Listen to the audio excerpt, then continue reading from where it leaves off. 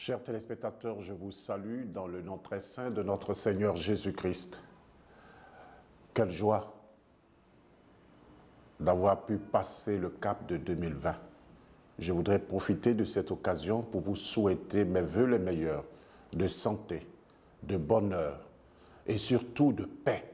Paix intérieure, paix extérieure, c'est-à-dire paix dans notre pays. Vous comprenez ma joie? C'est une joie immense parce que Dieu, sans aucun mérite de notre part, nous a accordé de pouvoir entrer dans cette année nouvelle. Que son nom soit béni, que son nom soit glorifié. Nous entrons dans cette nouvelle année avec cette fête de l'Épiphanie. Nous allons en parler tout à l'heure. Mais ce que je voudrais vous demander, c'est d'adopter une attitude adéquate pour que nous puissions commencer cette prière qui nous introduit dans notre émission. Au nom du Père et du Fils et du Saint-Esprit, Amen. Seigneur, merci. Merci. 1000 fois merci. Nous ne cesserons jamais de te dire merci parce que tu es bon. Tu es la bonté par excellence. Tu es la miséricorde par excellence. Merci parce que tu nous as permis de pouvoir entrer dans cette année nouvelle. Merci pour le souffle de vie que tu nous donnes aujourd'hui, sans aucun mérite de notre part. Nous prions pour nos frères qui n'ont pas pu passer le cap de 2020, parce que tu les as aimés plus que nous. Nous te disons merci. Tu nous donnes encore le temps de nous convertir. Que ce temps, cette année nouvelle, soit pour nous une année de conversion, de paix intérieure. Que tout ce que nous allons faire, Seigneur, puisse aller dans le sens de la paix, de l'amour, de la réconciliation, de la bonté. Seigneur, nous voulons te prier pour les membres souffrants de nos familles. Ils sont nombreux qui ont passé des moments difficiles à cette fin d'année et qui ont encore les séquelles. Nous te prions pour eux. Nous te prions pour notre pays, la Côte d'Ivoire. Tu la connais, tu le connais, tu connais ce pays. Tu connais notre nation, Seigneur. Nous voulons te demander de jeter un regard sur nous pour qu'en cette année 2021, la paix puisse être retrouvée, une paix totale pour que les Ivoiriens vivent dans la paix, dans la joie, dans la réconciliation, qu'ils se sentent tous frères les uns des autres. Extirpe la haine de nos cœurs, extirpe la vengeance de notre cœur et donne à tous ceux qui ont contribué à cette situation dans laquelle nous sommes de se transformer. Touche leur cœur pour que les uns et les autres puissent reconnaître qu'ils ont fauté parce que la réconciliation et la paix découlent surtout d'une reconnaissance. Nous disons toujours, Seigneur, que nous sommes pécheurs, que nous avons péché. Seigneur, nous avons péché. Ce qui est mal à tes yeux, nous l'avons fait. Mais nous savons que tu es miséricordieux. Sois avec nous. Merci, Seigneur, toi qui nous aimes, au siècle des siècles. Amen. Voilà, chers amis, après avoir rendu grâce à Dieu, après avoir prié pour notre imperfection, après lui avoir demandé de nous transformer, de transformer notre cœur, nous allons entrer maintenant dans le cœur de notre émission, c'est-à-dire la parole de Dieu. Aujourd'hui, nous célébrons la solennité de l'Épiphanie du Seigneur. La couleur liturgique, c'est la couleur blanche. Pour tous ceux qui utilisent la liturgie des heures, nous sommes à la 2e semaine. Alors, quels sont les textes que la liturgie de l'Église catholique nous propose en cette fête, en cette solennité de l'Épiphanie? Épiphanie qui veut dire manifestation. Alors, en première lecture, nous avons le livre du prophète Isaïe au chapitre 60, versets 1 à 6. Le psaume, c'est le psaume 71. Toutes les nations, Seigneur, se prosterneront devant toi. Et puis, la deuxième lecture, c'est la lettre de Saint Paul aux chrétiens d'Éphèse. chapitre 3, versets 2 à 3 et 5 à 6. L'évangile que je vais vous lire maintenant est tiré de l'évangile selon saint Matthieu au chapitre 2, versets 1 à 12. Nous écoutons ceux qui ont leurs compagnons de prière. Vous suivez avec moi attentivement.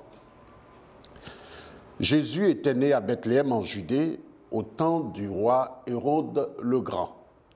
Or, voici que des mages venus d'Orient arrivèrent à Jérusalem et demandèrent « Où est le roi des Juifs qui vient de naître? Nous avons vu son étoile à l'Orient et nous sommes venus nous prosterner devant lui. » En apprenant cela, le roi Hérode fut bouleversé et tout Jérusalem avec lui. Il réunit tous les grands prêtres et les scribes du peuple pour leur demander où devait naître le Christ. Ils lui répondirent à Bethléem, en Judée, car voici ce qui est écrit par le prophète. Et toi, Bethléem, terre de Juda, tu n'es certes pas le dernier parmi les chefs-lieux de Juda, car de toi sortira un chef qui sera le berger de mon peuple Israël. Alors Hérode convoqua les mages en secret pour leur faire préciser à quelle date l'étoile était apparue. Puis il les envoya à Bethléem en leur disant « Allez vous renseigner avec précision sur l'enfant. Et quand vous l'aurez trouvé, venez me l'annoncer pour que j'aille, moi aussi, me prosterner devant lui. » Après avoir entendu le roi, ils partirent.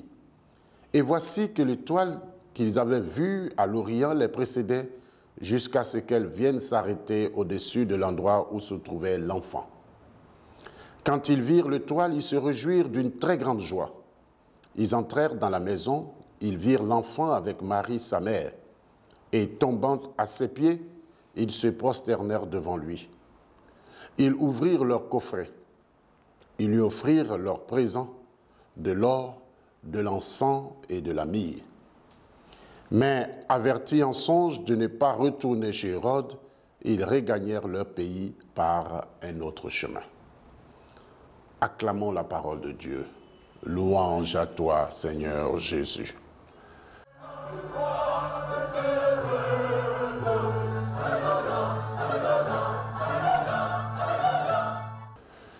Chers frères, chères sœurs, c'est la solennité de l'Épiphanie. Nous n'allons pas vous laisser sans nourriture spirituelle. Ce que nous allons vous dire en résumé est la méditation que nous a donnée le frère Jean-François Niamke, de la fraternité Saint-Dominique d'Abidjan-Cocody, et un tout petit résumé de ce qu'il a fait. Et puis après, nous allons vous présenter, dans le cadre de la paix, la messe de la paix que a célébré son éminence Jean-Pierre Cardinal Cotouan. Et c'était à la cathédrale Saint-Paul le 30 décembre dernier. Mais avant, nous écoutons un peu cette petite méditation sur l'Épiphanie et surtout dans l'évangile de Saint Matthieu que nous avons entendu tout à l'heure. Il est question, l'Épiphanie, c'est une manifestation, il est question que pour toutes les nations, les fidèles, les habitants convergent vers Jérusalem. C'est ce qui était dit dans l'Ancien Testament. Mais aujourd'hui, tout le monde converge vers Jésus. Et c'est ce que font les mages, qui représentent un peu les nations. Ensuite, notre Seigneur se manifeste au monde et ouvre une ère nouvelle marquée par l'universalité de la foi à travers cette manifestation de l'Épiphanie. Ce n'est plus aux Juifs, voilà, seuls qu'appartient le salut, mais le salut devient accessible à tous les humains, quelle que soit leur origine, leur culture et leur langue. En se révélant au monde, Jésus dévoile sa mission de sauveur des nations. Homme d'une culture, le Seigneur transcende toutes les cultures et change le destin de tous les humains. Alors l'expérience des mages est l'expression d'une quête de Dieu qui aboutit lors de la découverte du lieu où se trouvait l'enfant. Voici des gens qui ont vu une étoile, qui ont étudié et qui ne se sont pas découragés, qui ont suivi cette étoile. Donc une quête de Dieu. Très souvent, nous nous décourageons dans notre marche à la suite du Christ. C'est dit que tout homme, pourvu qu'il soit attentif aux signes de Dieu, présent dans sa vie, peut être guidé vers la foi. Et c'est ce que l'apôtre dit, l'apôtre Saint Paul dans l'Épître. Il nous dit que, au regard de tout ce que nous venons d'entendre, la foi, ce n'est pas seulement pour les gentils.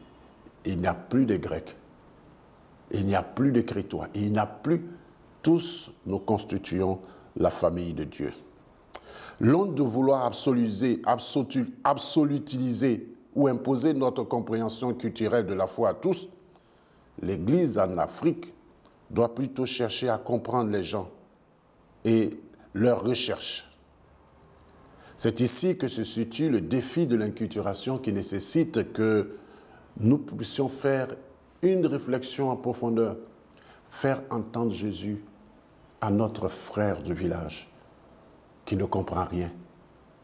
Quand nous étions au séminaire, notre professeur de dogme nous disait « La Sainte Trinité, expliquez cela à votre grand-père du village. » Tous ceux qui ont pondu, comme on dit dans le langage, qui ont récité ce qu'il avait écrit dans le cours, il leur a donné moins de 10.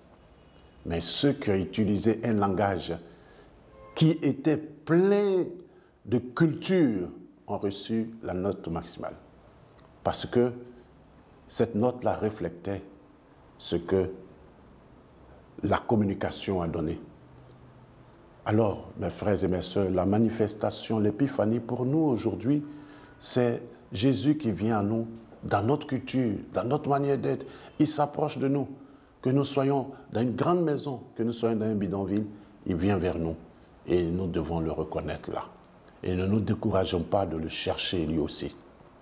Parce qu'il se laisse trouver. Chers frères, chères sœurs, je vais vous laisser maintenant suivre ce message de paix que son éminence a donné lors, je vous rappelle donc, lors de la messe de la paix en Abidjan, à la cathédrale Saint-Paul du Plateau. C'était le 30 décembre dernier.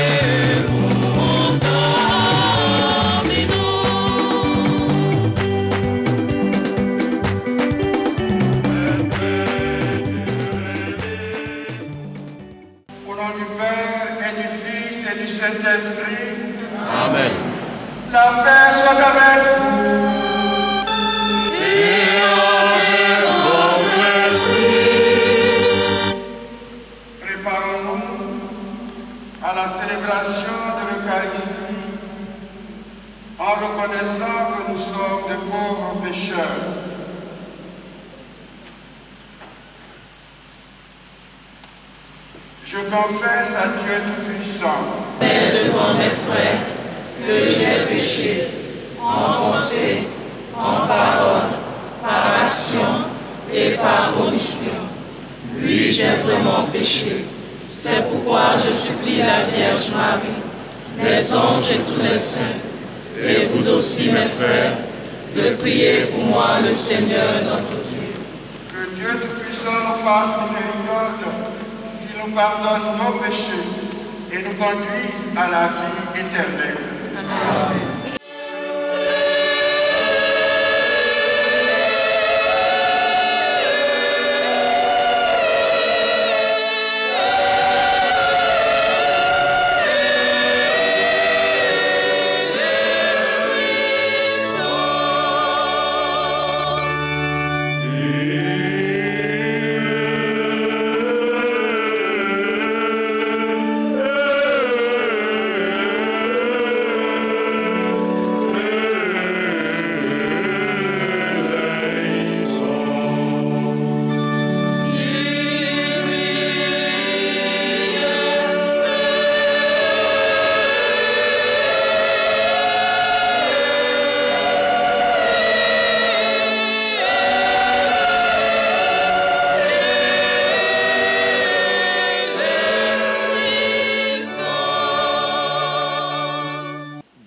Qui a révélé au monde que les artisans de paix seront appelés tes fils, aide-nous à rechercher toujours cette justice qui seule peut garantir aux hommes une paix solide et véritable.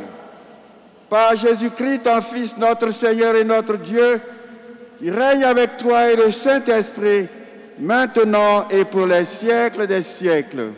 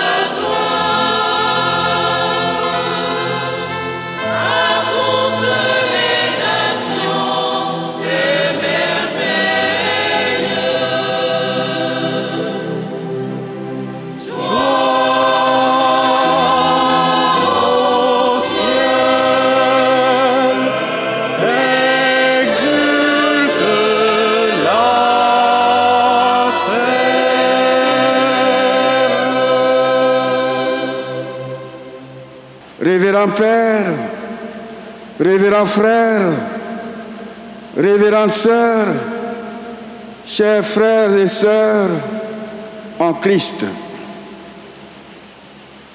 chaque année, nous nous retrouvons à l'orée des fêtes de fin d'année pour entendre le message que sa sainteté, le pape François, adresse au monde entier, mais aussi pour demander à Dieu de donner sa paix à notre monde.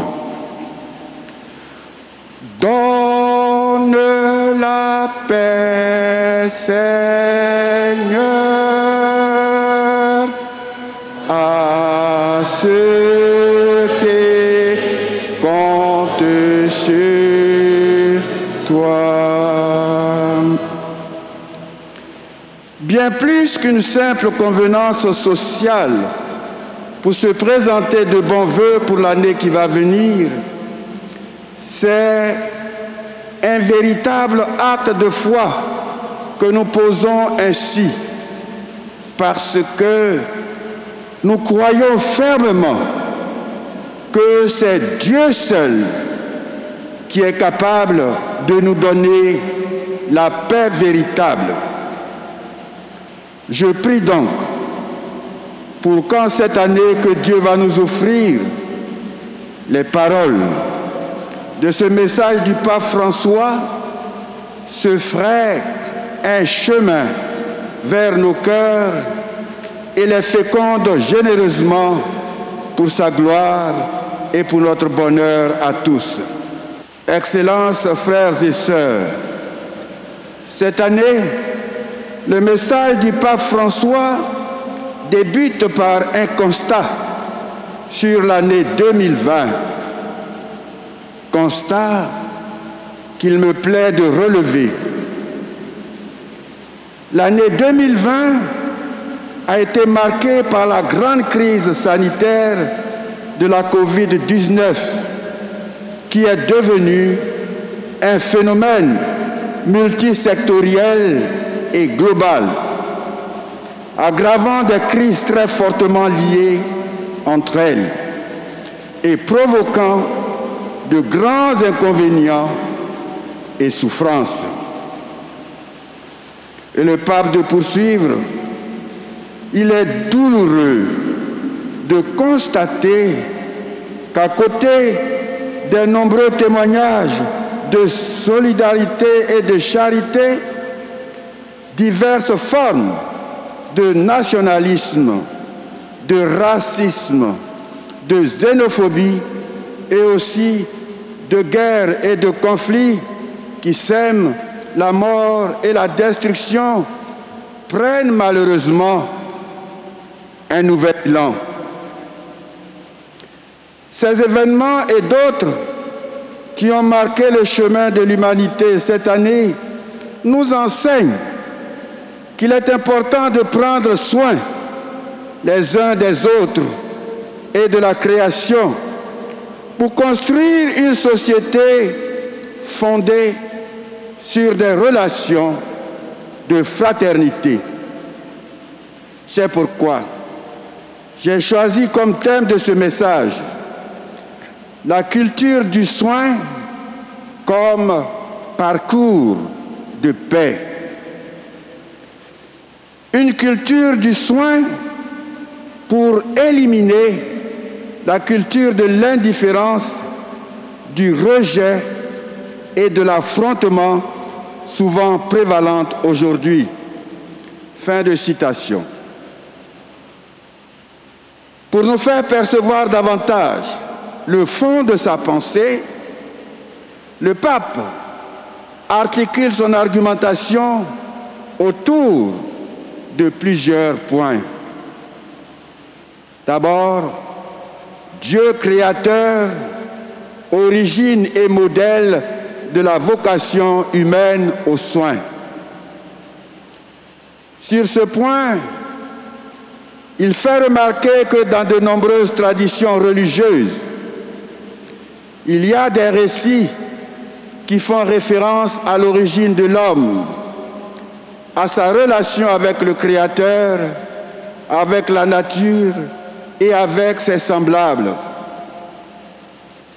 Dans la Bible, le livre de la Genèse révèle dès le début l'importance du soin ou du fait de garder dans le projet de Dieu pour l'humanité, mettant en lumière la relation entre l'homme, Adam, et la terre, Adam, et entre frères. Dans le récit biblique de la création, Dieu remet le jardin planté en Éden, confère Genèse chapitre 2, verset 8, entre les mains d'Adam, avec la charge de le cultiver et de le garder. Confère Genèse chapitre 2, verset 15. Cela signifie, d'une part, rendre la terre productive et d'autre part, la protéger et lui conserver sa capacité de soutenir la vie. La naissance de Caïn et Abel provoque une histoire entre frères dont les relations seront interprétées négativement par Caïn en termes de protection ou de garde. Après avoir tué son frère Abel, Caïn répond à la question de Dieu. Est-ce que je suis moi, le gardien de mon frère? Genèse chapitre 4, verset 9. Oui, certainement, Caïn est le gardien de son frère. Dans ces récits si anciens, empreints de profond symbolisme, une conviction actuelle était déjà présente. Tout est lié et la protection authentique de notre propre vie, comme de nos relations avec la nature, est inséparable de la fraternité, de la justice, ainsi que de la fidélité aux autres. Mais les Saintes Écritures présentent aussi Dieu non seulement comme créateur, mais aussi comme celui qui prend soin de ses créatures, en particulier d'Adam, d'Ève et de leurs enfants. Le même Caïn, bien que retombe sur lui la malédiction en raison du crime qu'il a commis, reçoit en don du Créateur un signe de protection pour que sa vie soit sauvegardée. Confère Genèse 4, verset 15. Ce fait, en même temps qu'il confirme la dignité inviolable de la personne créée à l'image et à la ressemblance de Dieu, manifeste le plan divin pour préserver l'harmonie de la création, parce que la paix et la violence ne peuvent pas habiter dans la même demeure. Poursuivant son analyse, le pape François jette également un regard sur le soin dans le ministère de Jésus ainsi que dans la vie de ses disciples. Là, le Saint-Père note que la vie et le ministère de Jésus incarnent le sommet de la révélation de l'amour du Père pour l'humanité. Confère Jean chapitre 3, verset 16. Dans la synagogue de Nazareth, Jésus se manifeste comme celui que le Seigneur a consacré et a envoyé porter la bonne nouvelle aux pauvres, annoncer aux captifs leur libération et aux aveugles qu'ils retrouveront la vue, remettre en liberté les opprimés. Luc chapitre 4, verset 18. Ces actions messianiques, typiques des jubilés, constituent le témoignage le plus éloquent de la mission que le Père lui a confiée. Dans sa compassion, le Christ s'approche des malades par le corps et par l'esprit et il est guéri. Il pardonne les pécheurs et leur donne une vie nouvelle. Jésus est le bon pasteur qui prend soin des brebis. Il est le bon samaritain qui se penche sur l'homme blessé, soigne ses plaies et prend soin de lui. Confère Luc, chapitre 10, versets 30 à 37.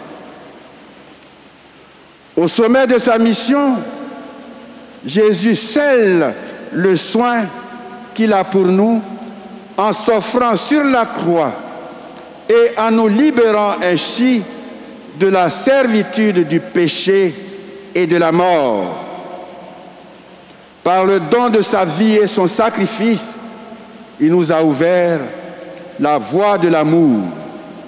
Et il dit à chacun de nous, « Suis-moi, fais de même. » Concernant les disciples de Jésus, le Saint-Père souligne que les œuvres de miséricorde spirituelle et corporelle constituent le cœur du service de la charité de l'Église primitive. Les chrétiens de la première génération pratiquaient le partage pour qu'aucun d'entre eux ne se trouve dans le besoin. Et ils s'efforçaient de faire de la communauté une maison accueillante, ouverte à toute situation humaine, prête à prendre en charge les plus fragiles. Et lorsque, dans les temps qui ont suivi, la générosité des chrétiens perdit un peu de son élan, certains pères de l'Église insistaient sur le fait que la propriété est conçue par Dieu pour le bien commun. De ces efforts concertés, de nombreuses institutions pour le soulagement de tous les besoins humains sont apparues. Plus loin, le pape souligne les principes de la doctrine sociale de l'Église comme base de la culture du soin. Pour lui, ces principes s'appuient sur la promotion de la dignité de toute personne humaine, la solidarité avec les pauvres et les sans défense, la sollicitude pour le bien commun, la sauvegarde de la création. Ainsi, toujours selon les mots du pape, le concept même de personne née et mûrie dans le christianisme aide à poursuivre un développement pleinement humain. Parce que qui dit personne dit toujours relation et non individualisme, affirme l'inclusion et non l'exclusion, la dignité unique et inviolable et non l'exploitation. Toute personne humaine est une fin en soi. Jamais un simple instrument à évaluer seulement en fonction de son utilité. Elle est créée pour vivre ensemble dans la famille, dans la communauté, dans la société, où tous les membres sont égaux en dignité. C'est de cette dignité que dérivent les droits humains et aussi les devoirs, qui rappellent par exemple la responsabilité d'accueillir et de soutenir les pauvres, les malades, les marginaux, chacun étant notre prochain, proche ou éloigné dans l'espace et dans le temps. Fin de citation. Poursuivant son analyse, le Saint-Père évoque la question du soin de la mission de la maison commune. En ce sens, tout aspect de la vie sociale, politique et économique trouve son accomplissement quand il se met au service du bien commun, c'est-à-dire de cet ensemble de conditions sociales qui permettent tant au groupe qu'à chacun de leurs membres d'atteindre leur perfection d'une façon plus totale et plus aisée. Par conséquent, nos plans et nos efforts doivent toujours prendre en compte les effets sur l'ensemble de la famille humaine en pondérant les conséquences pour le moment présent et pour les générations futures. Fin de citation. Être solidaire, c'est comprendre que la solidarité exprime concrètement l'amour pour l'autre, non pas comme un vague sentiment, mais comme la détermination ferme et persévérante de travailler pour le bien commun, c'est-à-dire pour le bien de tous et de chacun, parce que tous, nous sommes vraiment responsables de tous.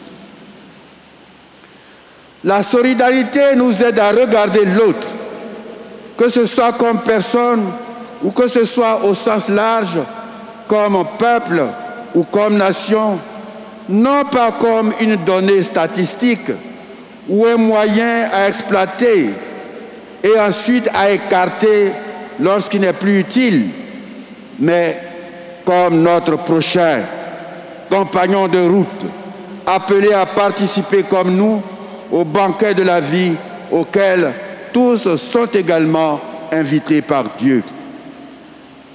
Mais cette solidarité doit aller de pair avec la sauvegarde de la création dont l'encyclique Laudato Si nous fait comprendre l'interconnexion de toute la réalité créée et met en relief l'exigence d'écouter en même temps le cri des nécessiteux et celui de la création. De cette écoute attentive et constante peut naître un soin efficace de la terre, notre maison commune, et des pauvres. Et le pape de poursuivre, je désire répéter que le sentiment d'union intime avec les autres êtres de la nature ne peut pas être réel s'il n'y a pas en même temps dans le cœur de la tendresse, de la compassion et de la préoccupation pour les autres êtres humains. Paix, justice et sauvegarde de la création sont trois questions entièrement connexes qui ne peuvent pas être séparées pour être traitées individuellement sous peine de retomber dans le réductionnisme. Fin de citation. Au regard de tout ce qui précède, le pape appelle aujourd'hui à imprimer un cap commun au processus de globalisation, un cap réellement humain qui permettrait d'apprécier la valeur et la dignité de chaque personne, d'agir ensemble et dans la solidarité pour le bien commun, en soulageant ceux qui souffrent de la pauvreté, de la maladie, de l'esclavage, de la discrimination et des conflits. De ce fait, il encourage chacun à devenir prophète et témoin de la culture du soin, afin de combler de nombreuses inégalités sociales, en insistant sur une participation forte et généralisée des femmes dans la famille et dans chaque environnement social, politique et institutionnel, afin que les relations entre les nations soient inspirées par la fraternité, le respect réciproque, la solidarité et l'observance du droit international. À ce sujet, la protection et la promotion des droits humains fondamentaux qui sont inaliénables, universels et indivisibles doivent être réaffirmés. Agir ainsi, c'est respecter le droit humanitaire, surtout en ces moments où les conflits et les guerres se succèdent sans interruption, que de nombreuses villes sont devenues comme des épicentres de l'insécurité. Leurs habitants luttent pour maintenir leurs rythmes normaux parce qu'ils sont attaqués et bombardés sans discrimination par des explosifs, de l'artillerie et des armes légères. Et comme dit le pape François, nous devons nous arrêter et nous demander qu'est-ce qui a conduit à la normalisation du conflit dans le monde? Et surtout, comment convertir notre cœur et changer notre mentalité pour chercher vraiment la paix dans la solidarité et dans la fraternité? À ce sujet, le pape propose que soit créé un fonds mondial pour pouvoir éliminer définitivement la faim et contribuer au développement des pays plus pauvres avec l'argent que l'on emploie pour les armes et pour les autres dépenses militaires. Cela passe par une véritable éducation à la culture du soin. À ce titre, le Saint-Père souligne que l'éducation aux soins naît dans la famille, élément naturel et fondamental de la société où l'on apprend à vivre en relation et dans le respect réciproque. Cependant, la famille a besoin d'être mise dans des conditions qui lui permettent d'accomplir ce devoir vital et indispensable. En collaboration avec la famille, l'école et l'université, et de façon analogue par certains aspects, les acteurs de la communication sociale sont des acteurs importants de l'éducation qui sont appelés à véhiculer un système de valeurs fondé sur la reconnaissance de la dignité de chaque personne, de chaque communauté linguistique, ethnique et religieuse, de chaque peuple et des droits fondamentaux qui en dérivent. L'éducation constitue l'un des piliers les plus justes et solidaires de la société. De même et toujours selon le Saint-Père, les religions en général et les leaders religieux en particulier peuvent jouer un rôle irremplaçable en transmettant aux fidèles et à la société les valeurs de la solidarité, du respect des différences, de l'accueil et du soin des frères les plus fragiles. Cela est aussi valable pour ceux qui sont engagés au service des populations dans les organisations internationales, gouvernementales et non gouvernementales, pour ceux qui ont une mission éducative. Le pape François achève son message en insistant sur le fait qu'il n'y a pas de paix sans la culture du soin. En effet, la culture du soin, cet engagement commun, solidaire et participatif pour protéger et promouvoir la dignité et le bien de tous, cette disposition à s'intéresser, à prêter attention à la compassion, à la réconciliation et à la guérison, au respect mutuel et à l'accueil réciproque, constitue une voie privilégiée pour la construction de la paix. Fin de citation. Excellences, frères et sœurs, voici résumé les grandes lignes du message de sa sainteté le pape François pour la célébration de la 54e journée mondiale de la paix, message qui nous invite à la culture du soin comme parcours de paix. Pour mémoire, je voudrais rappeler que le pape invitait chacun de nous à devenir prophète et témoin de la culture du soin afin de combler de nombreuses inégalités.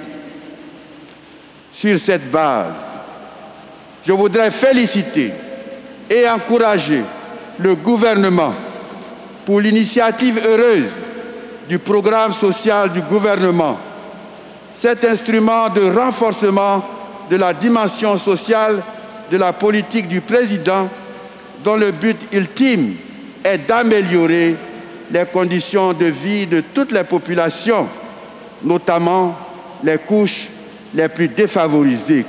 Mais à la faveur de l'élection présidentielle d'octobre dernier, ce qu'il nous a été donné de voir devrait interpeller plus d'un. En effet, si le bilan officiel fait état de quelques 85 morts, ce sera toujours 85 morts de plus, de trop. Les affrontements que nous avons connus, la destruction des biens, les handicaps à vie sont autant d'éléments qui nous poussent à nous interroger sur le soin à apporter à l'autre. En effet, comment comprendre que des Ivoiriens en soient arrivés à tuer, à brûler des habitations avec leurs occupants à l'intérieur? Comment comprendre que des jeunes tuent un autre, lui coupent la tête et jouent au football avec son crâne? Comment comprendre que des personnes qui vivaient en bonne intelligence dans nos quartiers et villages en soient arrivées à de tels affrontements? Nous avons du chemin à parcourir et notre responsabilité à tous est grande. Et ce n'est point le moment de montrer du doigt et du regard accusateur quiconque si nous voulons reconstruire notre pays. À la faveur de la rentrée pastorale, j'avais eu ces mots à l'endroit de nos politiques. C'est à vous qu'il revient d'être sur terre les promoteurs de l'ordre et de la paix entre les hommes. Mais ne l'oubliez pas, c'est Dieu, le Dieu vivant et vrai, qui est le Père des hommes. C'est lui, le grand artisan de l'ordre et de la paix sur la terre, car c'est lui qui construit l'histoire humaine et qui seul peut incliner les cœurs à renoncer aux passions mauvaises qui engendrent la guerre et le malheur. C'est lui qui bénit le pain de l'humanité, qui sanctifie son travail et sa souffrance, qui lui donne des joies que vous ne pouvez pas lui donner et la réconforter dans des douleurs que vous ne pouvez pas consoler. Serait-il possible que nos leaders politiques que vous êtes nous offrent, non pas seulement en parole, mais en acte, le merveilleux cadeau d'une année électorale 2020 calme et paisible?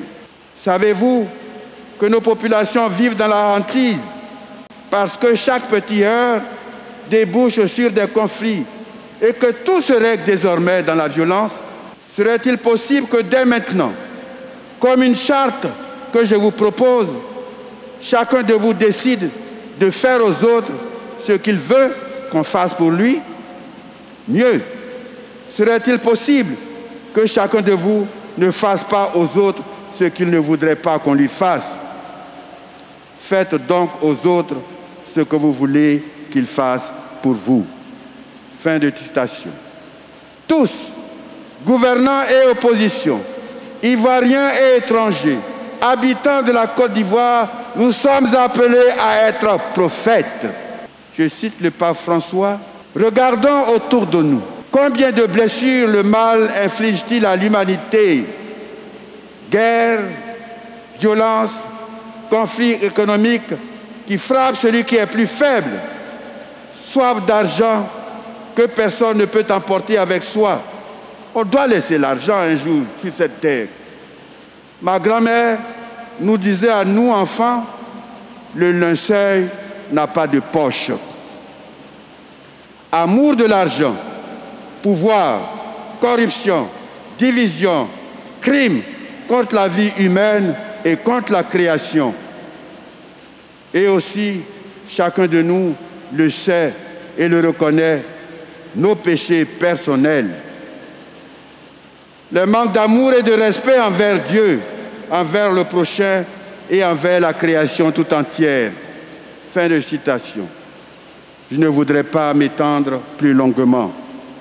Je prie et souhaite que mes propos de ce jour trouvent un écho favorable dans nos cœurs. Pour terminer, je voudrais reprendre à mon compte les mots du Saint-Père le Pape François. En ce temps où la barque de l'humanité, secouée par la tempête de la crise, avance péniblement à la recherche d'un horizon plus calme et serein, le gouvernail de la dignité de la personne humaine et la boussole des principes sociaux fondamentaux peuvent nous permettre de naviguer avec un cap sûr et commun. Tous ensemble, collaborons pour avancer vers un nouvel horizon d'amour et de paix, de fraternité et de solidarité, de soutien mutuel et d'accueil réciproque. Ne cédons pas à la tentation de nous désintéresser des autres, spécialement des plus faibles. Ne nous habitions pas à détourner le regard, mais engageons-nous chaque jour concrètement pour former une communauté composée de frères qui s'accueillent réciproquement en prenant soin les uns des autres. J'adresse à tous mes meilleurs vœux pour que cette année puisse faire progresser l'humanité sur la voie de la fraternité, de la justice et de la paix entre les personnes, les communautés, les peuples et les États. Que Dieu nous donne la claire vision de ce que nous devons faire et la force de l'accomplir, lui qui est vivant aujourd'hui, demain et dans les siècles sans fin. Amen.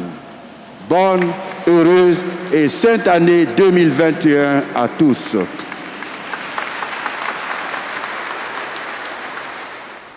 C'est sur ces images que nous voulons vous dire à dimanche prochain et à bientôt. Que Dieu vous garde.